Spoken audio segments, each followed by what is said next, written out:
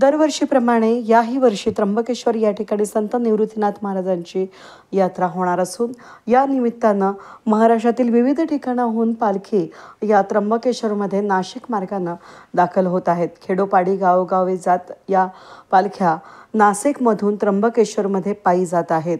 यातून लोकांना आध्यात्मिक ओढ लागते आणि यावेळेस हे लोक आनंदाने या सगळ्याचा आनंद मनमुराद लुटत असतात. कोणी फुगड्या घालतात, कोणी टाळ वाजवतात, कोणी नामाचा गजर करत चाललेले असतात, कोणाच्या डोक्यावर तुळशी वृंदावन असतं, कोणी हरिनामाचा गजर करत यावेळेस चाललेलं असतं. अनेक ठिकाणाहून संत निवृत्तीनाथ महाराजांच्या पायदिंडीचं प्रस्थान हे त्र्यंबकेश्वर या ठिकाणी होत असतं. दिंडीमध्ये दरवर्षी शेकडो वारकरी आणि महिला सहभागी होतात. या ठिकाणी निवृत्तीनाथ महाराजांची यात्रा ही यावेळेस 25 जानेवारीला असून यात्रेसाठी भाविक त्र्यंबकेश्वरी दाखल होऊ लागलेत. सालाबादाप्रमाणेच पौष वद्य एकादशीला ही यात्रा संपन्न होत असून त्यासाठी 2 लाखाहून अधिक भाविक उपस्थित राहतील असा अंदाज यावेळेस व्यक्त करण्यात आला आहे.